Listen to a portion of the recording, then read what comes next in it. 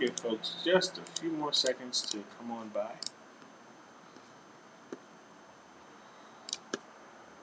Okay, so let's begin. How do we workshop? Well, I love workshopping as a active conversation between us two. And so a couple of rules that helps us workshop effectively are, one, mute by default. If you are joining us, please mute by default. Make sure that you're muted. It'll help whenever you come off of mute. I'll be able to pay attention to you. If something happens in your background, it's fine. We don't need to hear it. So mute by default. Feel free to use reactions. Big fan of reactions, whether they're in the chat, whether they're emojis, whether they're little buttons that you may click. Always helpful. Be prepared. Grab a pen and a paper. Open up your Evernote.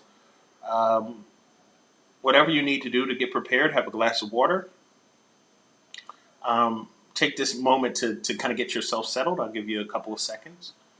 And always feel free to use the chat. Wherever you are, YouTube, LinkedIn, or Zoom, using the chat is going to help me understand how you're thinking, what you're thinking. Feel free to put comments. Feel free to put questions. Feel free to put anything in the chat to really start a real conversation between all of us. Now, to get us started using the chat, if you're ready for the presentation, if you're ready for the workshop, go ahead and press 1 in the chat now.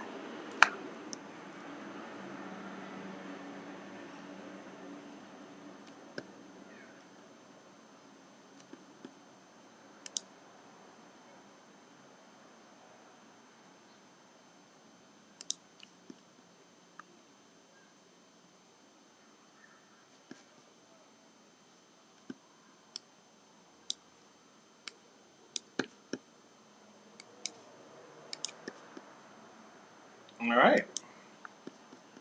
Well, if you have any questions during this presentation, 3 ways to get those questions answered.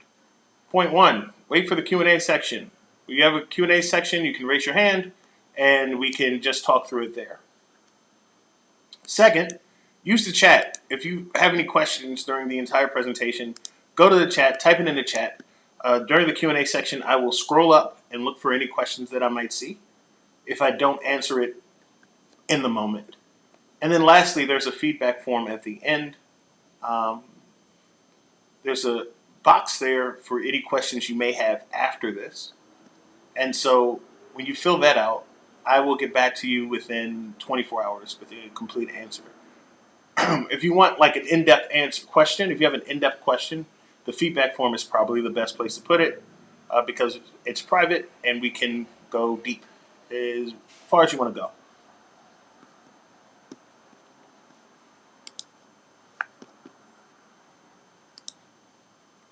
So I want to start this off with really the point of this workshop.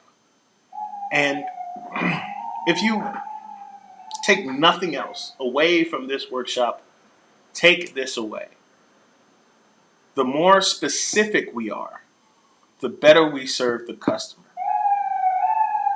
Now, let's talk about user drop-off.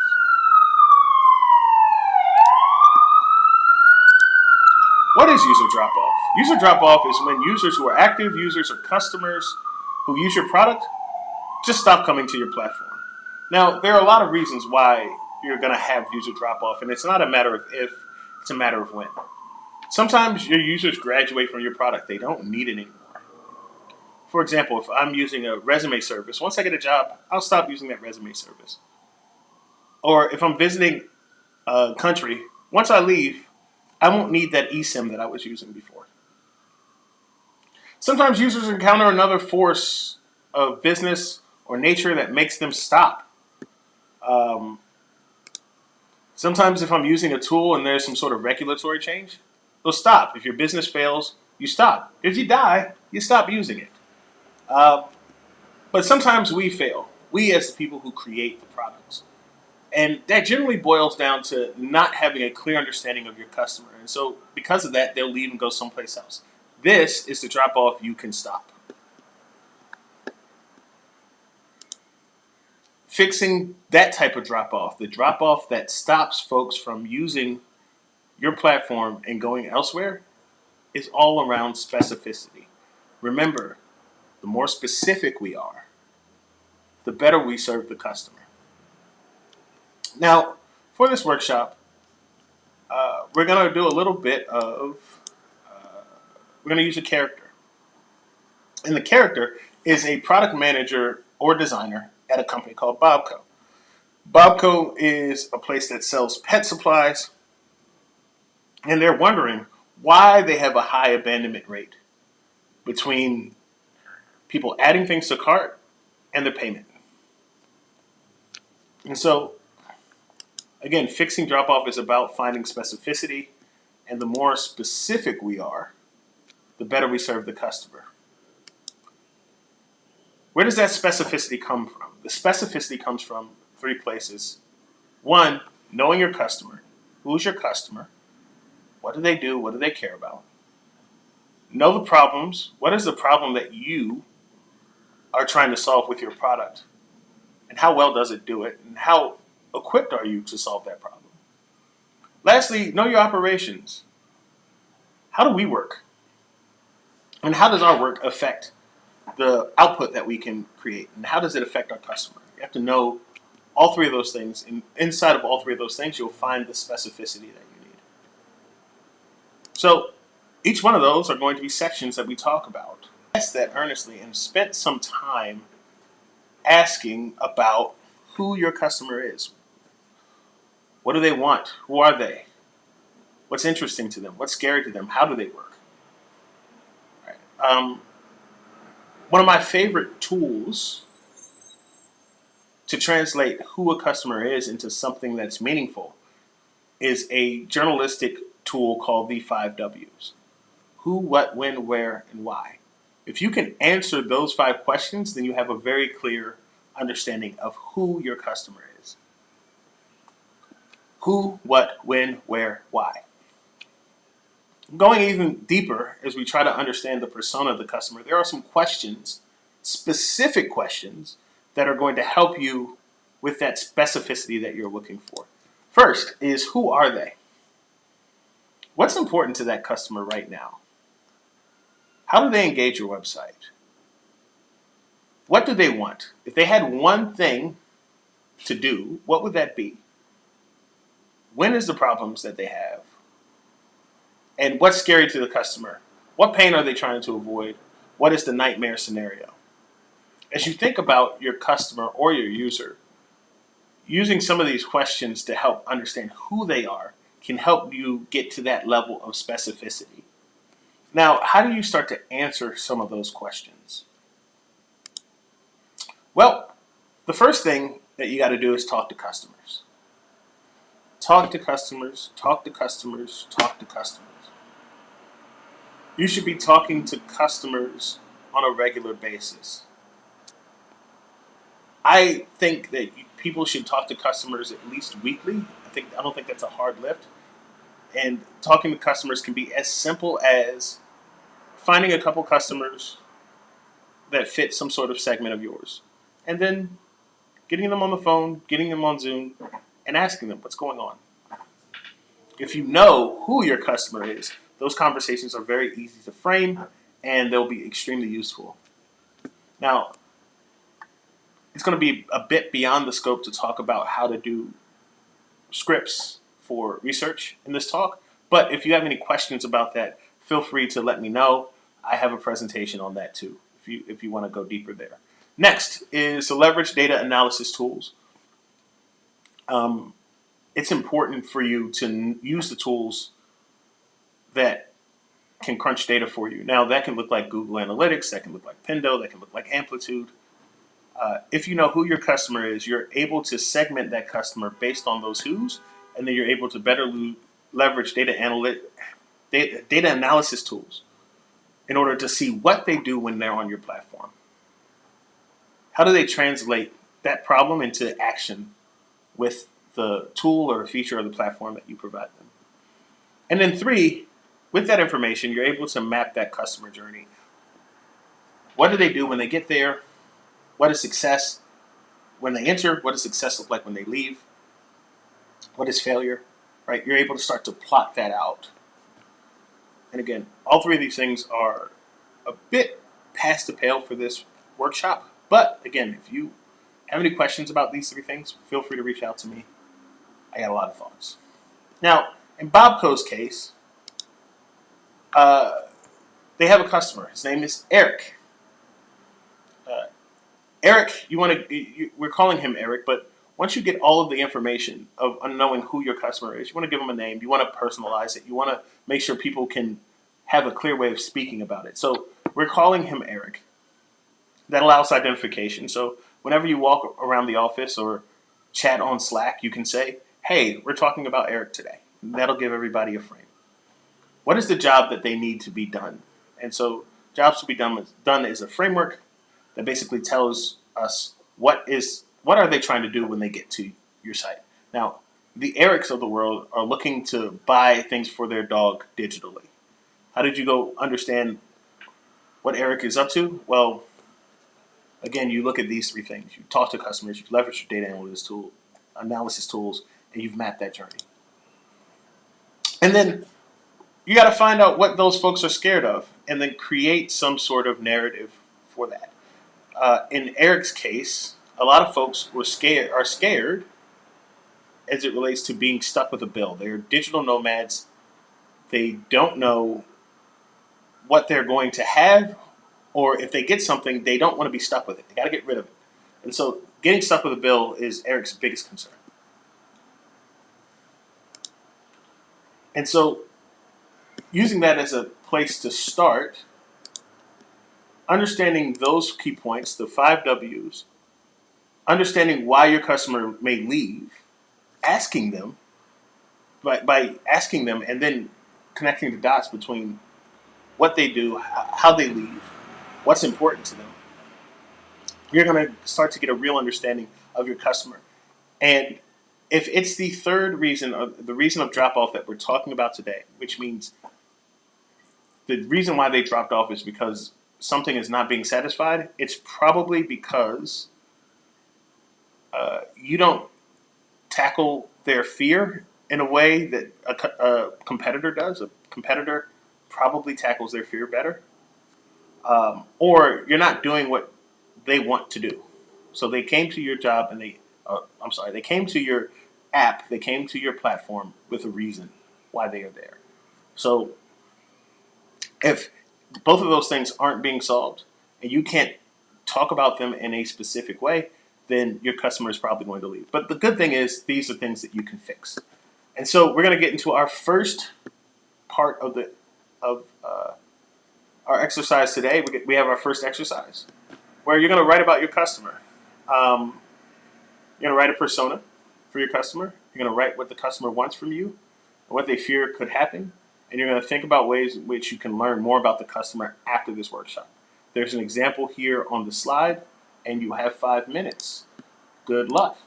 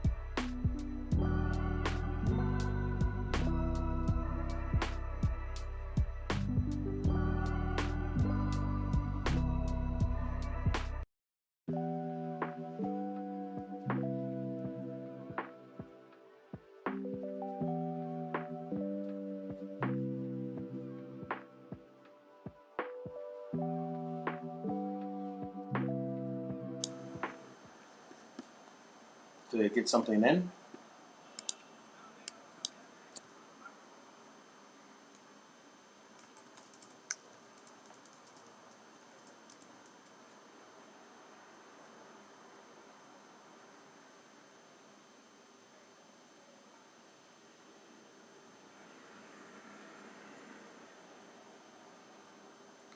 All right.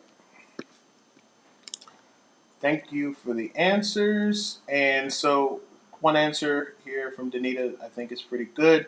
I think we should include ratings from a trusted source like Charity Navigator and the charity listings or app, where um, you know that they're checking Charity Navigator before deciding to donate. Um, Change adding ratings to the charity summary page, and then talking to developers about the API info. Right? Is that possible? And so, as you can see, you start to understand your frustrations, and you start to see pathways, opportunities, working with other parts of the team to start to come up with solutions. Two books that I think are pretty awesome at helping you get better at this. One is Product Research Rules by Arash Bilgin, C. Todd Lombardo, and Michael Connors. This is a fantastic book for you to get all the tools you might ever need in terms of learning how to dig into a problem and then talking to customers and making those connections. Highly recommend. And I think this is I think this is an awesome book. My copy of it is earmarked to death. It's great. Go in there, use it, get better. Another book that's fantastic about opportunities and the ways things to build based on the problems that you find is Continuous Discovery Habits by Teresa Torres. Um, if you use a tool there called the Opportunity Solution Tree, it can be very helpful in clarifying um, what you need to build and what opportunities exist. Know your operations, which all boils down to, can you do it? Is this possible? Can we actually do this? Um, and this section is really based on, one, my own experiences, and two, something that happens after you go to workshops like this is you might see something, you might even figure something up that's useful. But then you return back to your team and you realize, oh, we can't do this at all. And so it's a lot of wasted brain power. And so what I'd like to infuse into this workshop before we go is, how do we operationalize it? And that operationalizing comes in a couple of ways. One, asking, what can we do? What do we have? What skills do we have available to us? What are the tools we have that are available? How fast can we do it? What's the fastest way we can learn something? We have a lot of assumptions still. How fast can we learn if it's true or not? And how fast can we move on to the next thing to make it better? Also, what's the least lift from the team? So there's an amount of work that your team does on a weekly basis. Um, if you're going to ask them to do something heavy, then you got to make sure that there's space for them to do it. If it's going to be light, then you know try to find ways in which they can do it. But it's dependent on how much lift you're going to ask from them. How much work is this going to take? Try to think about how much work it's going to take, and then also feel free to bring in somebody from another team that can help you qualify this. They can help you understand this. Engineering Buddy is great here. Um, and then what else is important? There are other projects at play. There are big ideas from executives. There are things that keep the lights on. We got to figure out what those are and be very clear about it. So if you know your operations, then those things are quite clear. And so you want to talk to your team, get to know the lay of the land. Building products is never a solo sport, so taking the opportunity to talk to your team on a regular basis about what we can do, how fast we can build, what's realistic for us is very helpful. You want to list your opportunities. So we talked about the opportunity solution tree. Having them out and available for people to see can help teams figure out where to slot things in. And then lastly, you want to build a source of truth. Maybe I just thought about this, but the source of truth is like a product operations manual, right? How do we work? What is our way of working? What happens when we have a heavy project? What about a medium project? What about a light project? Um, are there places where these things are brought up? You can start to ask yourself a lot of questions that will help you operationalize the things that you understand. And then having that in one place so that whenever somebody joins the team or something changes, you have a place where you can reference it and point people to. Right? This is where you'll learn where to fit. So in Bobco's case, um, I came up with three solutions. They could change the payment processor, which is high lift. They could highlight costs, which is a uh, some code, so it's a medium lift, or they can change their return policy, which was a low lift. Which was interesting because Eric's fear was all about the return policy. A lot of it was just making sure that he can return something once it's out. And so, right, you can discover that, hey, maybe just some writing here could help clarify something that will make people stop dropping off. Doesn't need to be code changes. It doesn't need to be something with high lift. You don't need to uh, reorganize. To reorganize your kitchen, you don't need to do a whole redesign. Right? Sometimes just taking a pot and putting it on the wall can make a place look completely different. So think about your product that way. Think about your operations that way. Um, moving a pot is something that you can do by yourself. Redesigning the kitchen is going to take a team of people working very long hours. And maybe, again, maybe the pipes are busted and that's what you need to do. You need to get down there, you need to change the pipes, you need to fix the flooring, you need to get rid of the mold, right? That might be it. But also, you might just need to hang a pot because you only have so much time and you need to pick wisely. Our last exercise of the day is going to be you thinking about what your current projects are and then just writing them down and doing a quick priority check. Is this high priority, low priority? Um, and based on your problem, is it more important than those things? Fixing that problem, is it more important than what's currently on the roadmap or what's currently happening in your team right now? You've got 5 minutes. See you in 5.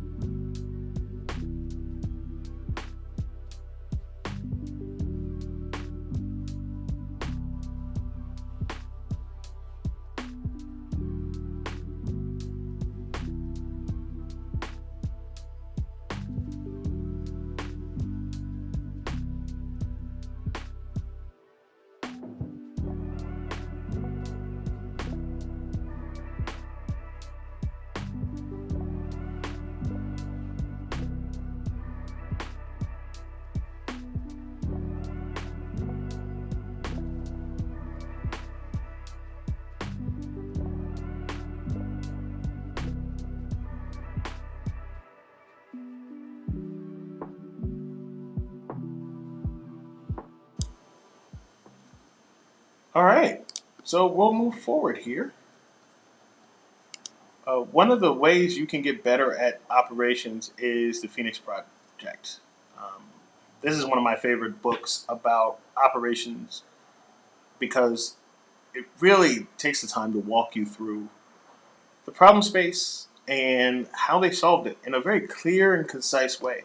Now, granted, they're talking about factories, but everything that they're talking about in this book can apply to a startup or a small team. In fact, it's going to be a lot easier to implement some of the things that are talked about in the Phoenix Project with a smaller team because all you might have to do is get in a room uh, or get in a Zoom room and say, all right, let's list all the projects and let's go from there, right? Um, that said, highly recommend it. So we talked about, operations, we talked about problems, we talked about who, and I hope through this you see the power of getting super specific. If you get very specific about what your capabilities are, how good your product deals with problems, and who that customer is, that specificity will help you prioritize what's important. It will help you think of new ideas, and it will give you something to talk to your customers about. And so that is super helpful. You're not going to get there without that specificity. Now, I mentioned some of the tools. You'll have a link to this when you look at the presentation. I'm going to email the presentation to you, and then you'll have a list. Feel free to check out all these tools. They're there, they're helpful, they do the things that we're talking about here. Um, I'd love some feedback. So I'm going to post a link here in the chat on Zoom. I'm going to post it here on YouTube. If you are on LinkedIn, go ahead and grab your phone and use that QR code. Or come back later, I will add it as a comment. But I need you to fill out this feedback. Help me make this better. It should take about 2 minutes. Um, and I will use that to make this presentation better. What was good? What wasn't? What was helpful? What wasn't? Let me know, and I'll see you in a few minutes.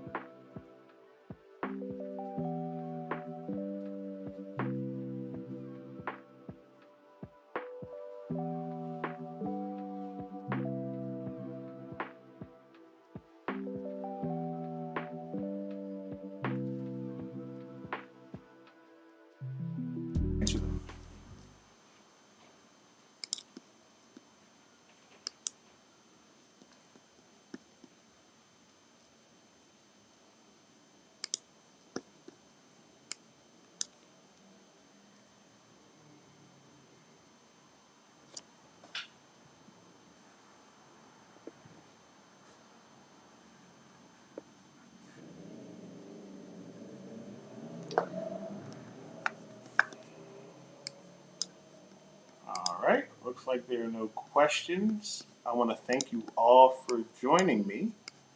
This has been a fun session.